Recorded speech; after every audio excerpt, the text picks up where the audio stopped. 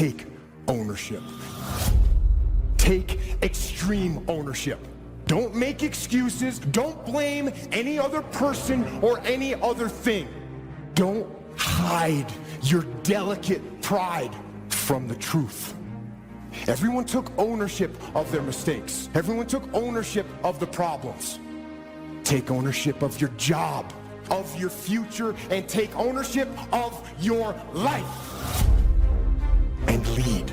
Lead yourself and your team and the people in your life. Lead them all to victory. There is a certain mentality that is associated with winners because there's a mentality. This is not about money. It's not about anything tangible. There's a mentality that goes along with winning. Trying to learn early the consequences of errors in judgment, poor behavior, and then try to learn from others that have gone down a disastrous road, and sure enough, they suffered the consequences, and you say, wow, then I'm going to change direction because I don't want those consequences.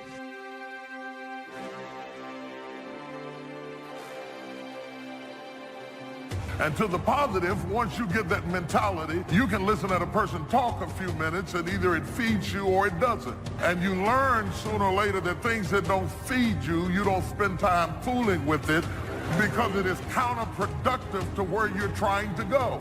You don't argue with people. You stop arguing with people. You just move aside and go on in your own direction because you finally got it on the right road and you don't want anything to blow you off course. And now that you've got your focus, you want to be able to maintain your focus and keep moving forward. Likewise, failing has the pathology. You can get in around failing people and have failing circumstances and listen at negative talking, and after a while you find yourself unable to get back up again because not only are you down, but what is worse is your environment is down and everybody who's talking to you is talking down, and you develop a mentality built around your condition. Learning from errors in judgment.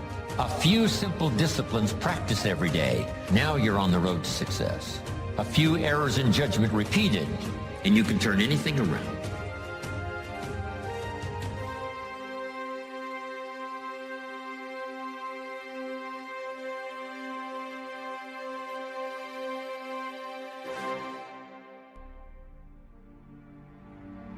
How you gonna show power if you're not up under attack? How you gonna show resistance if something's not trying to pull you over? Resist, resist. Stop being neutral and stop being indifferent. Resist. Take a stand and resist.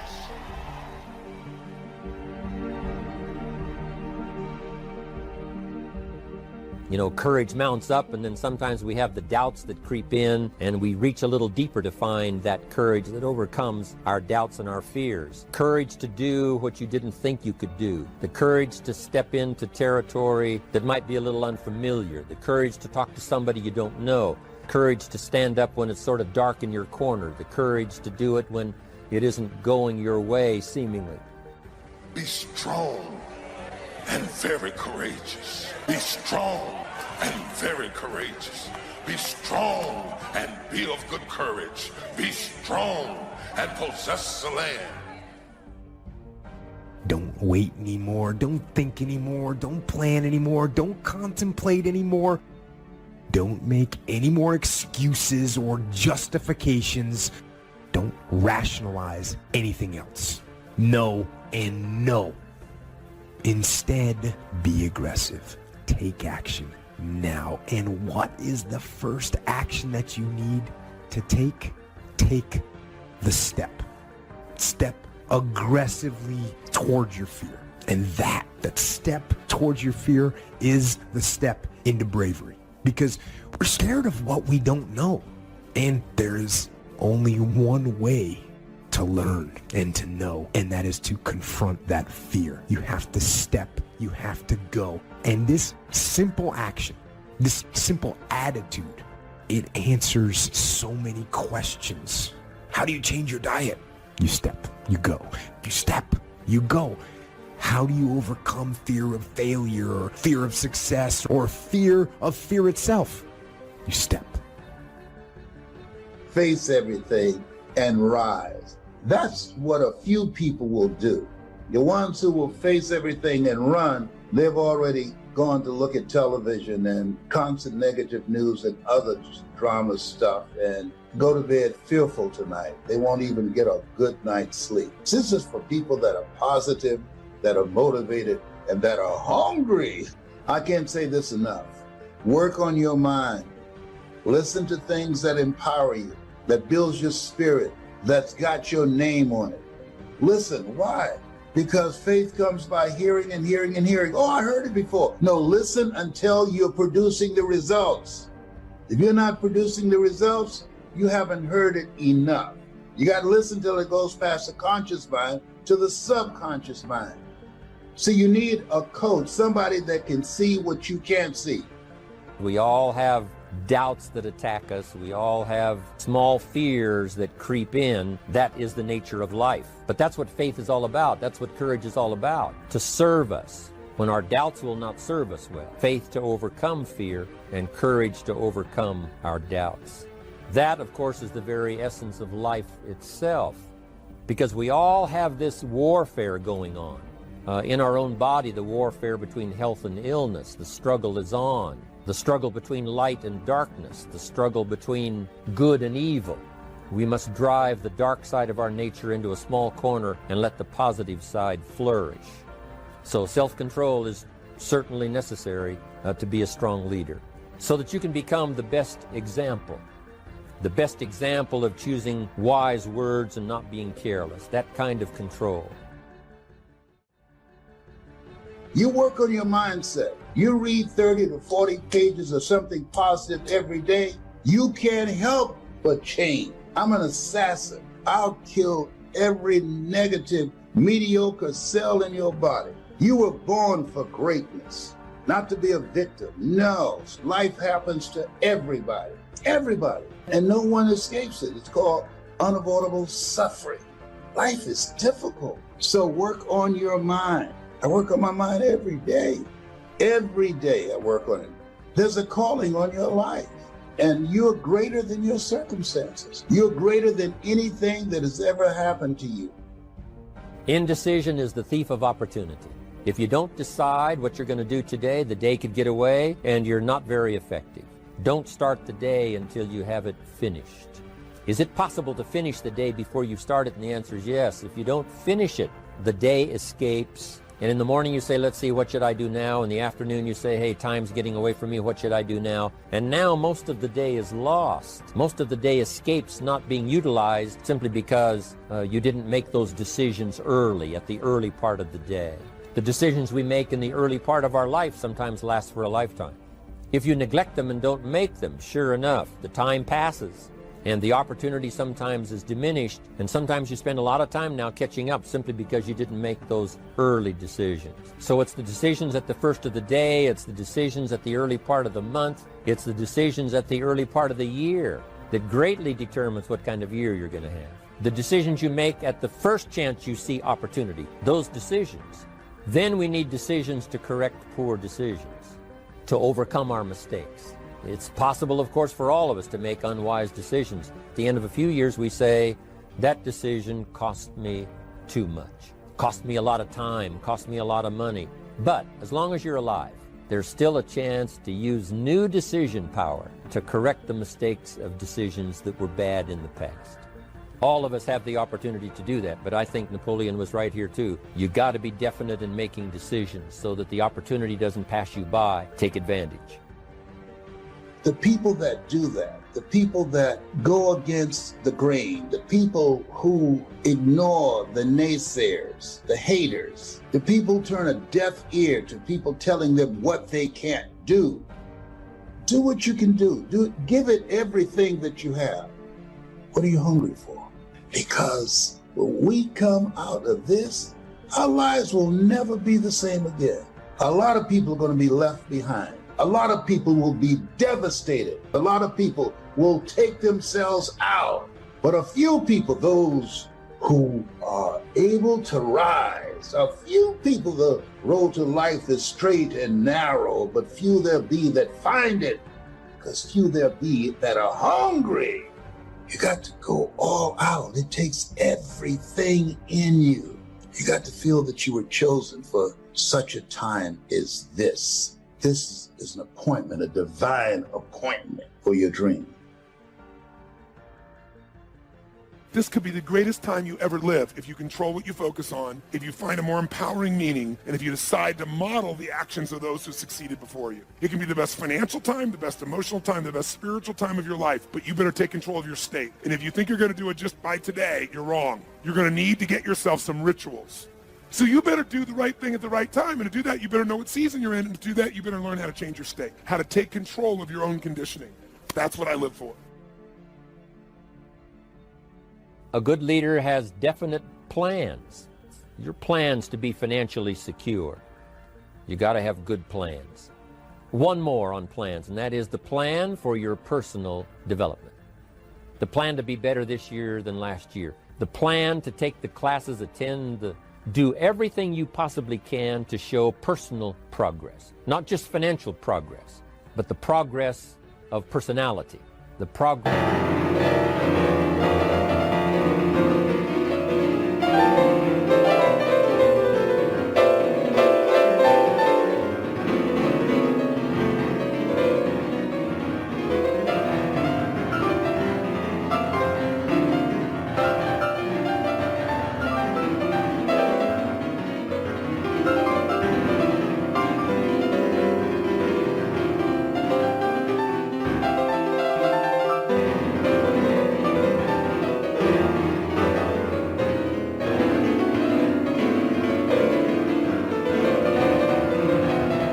Of communication skills, the progress in how to deal with people.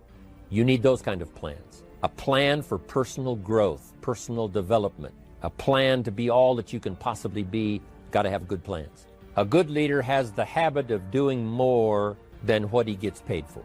What an incredible philosophy this is.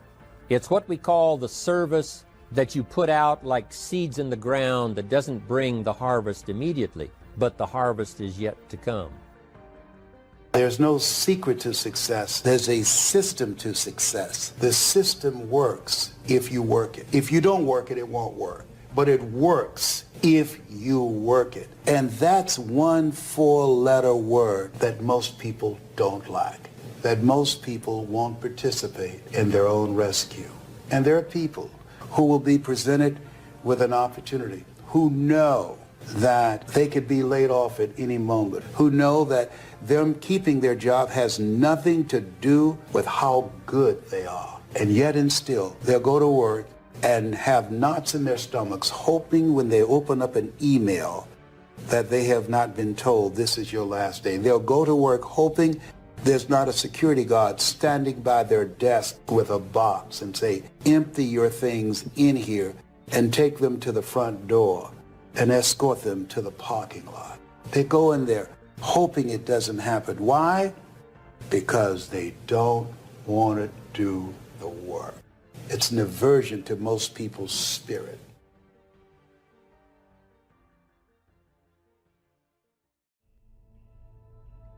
That once a person's mind is expanded with an idea, it can never be satisfied to going back to where it was. So some of you are going to experience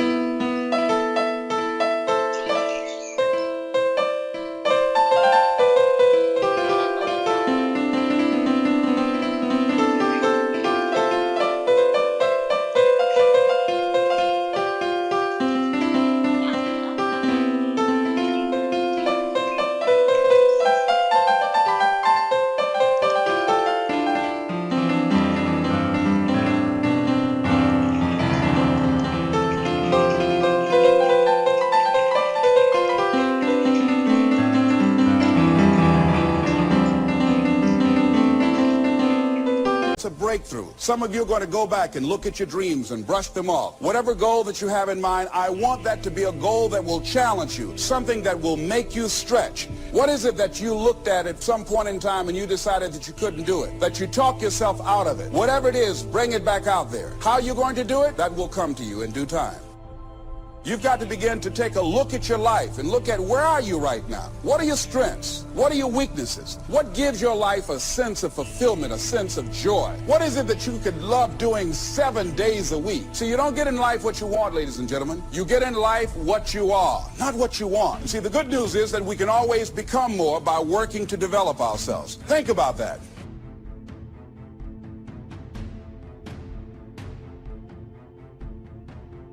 I fought my way up. I fought to get to work. I fought to stand. I fought to carry on. I fought to live. I fought to get out the bed. I fought with my fears, my anxieties. I fought with haters, liars, backbiters, and betrayers. And many times I laid in the bed. I couldn't go to sleep because I was fighting with myself. I fought.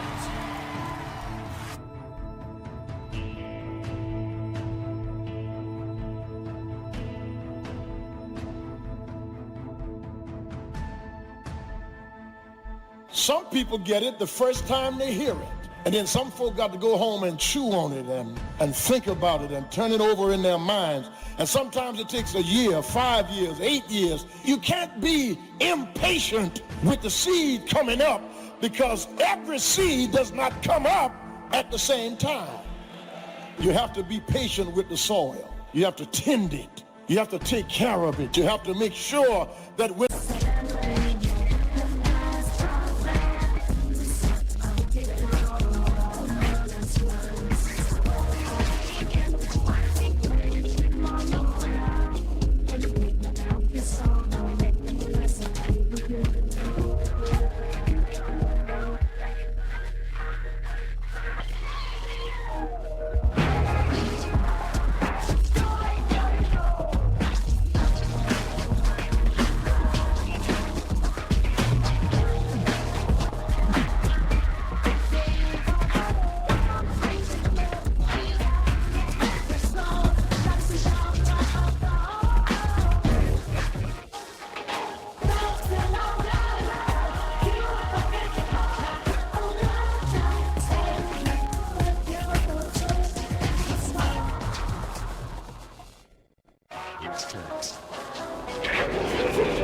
the seed is ready to be cast, that the soil is ready to receive it.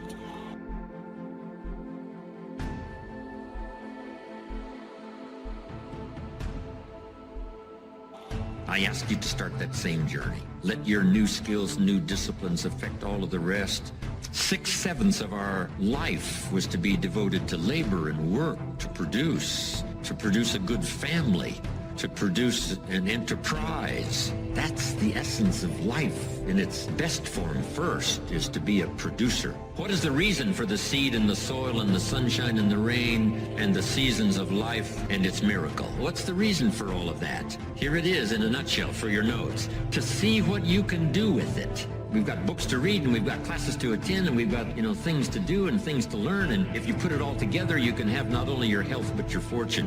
Why not see what you can do with what you've been handed? As basic as seed and soil and sunshine and rain. Only God can create the sunshine, the rain, the seasons, the miracle of life. But here's what humans can do. Recreate those components into a harvest by planting the seed, reaping the rewards in the harvest. We call that recreation. To take your hours and your energy and your life and a bit of skill and actually recreate a career, a future, possibilities, fortune.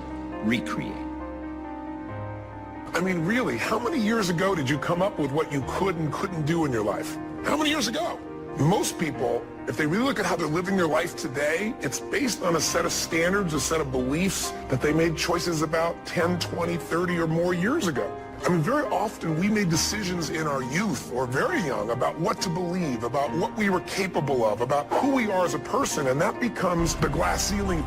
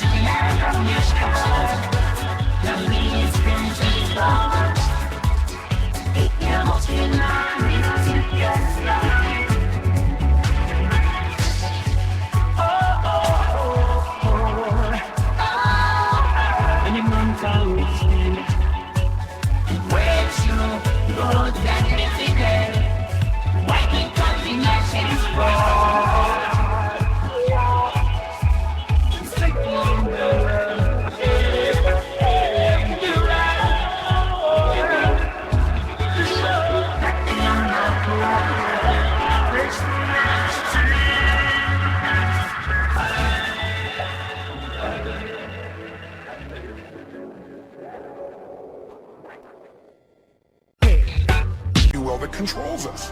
I'll give you an example. Look at your physical body. Your physical body today is an absolute reflection of only one thing. Not your goals, not your desires, but your standards. Again, the strongest force in the human personality is this need to stay consistent with how we define ourselves.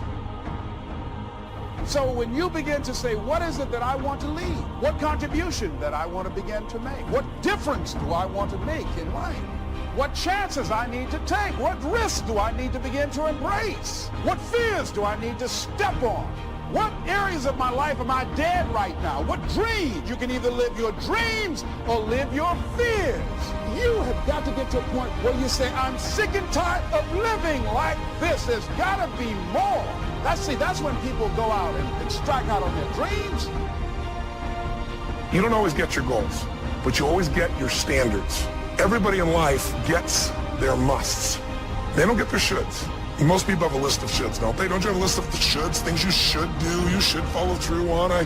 I should get into the office earlier. I should be, more confident. Whatever your should list is, when you decide something is a must for you, an absolute must, when you cut off any possible, you say, I'm going to find the way or I'm going to make the way. Once you see that you're suffering either early consequences or severe consequences, all you have to do now is shut down that route, pick another destination and start going that way with some easy disciplines that day by day gather momentum, and now one success leads to another, leads to another. All disciplines affect each other. What's interesting about success is starting a new discipline, a couple of new disciplines, and sure enough, once you've gained just a little bit of success in a couple of new disciplines, it'll inspire you to clean up the rest. Each lack of discipline affects the rest.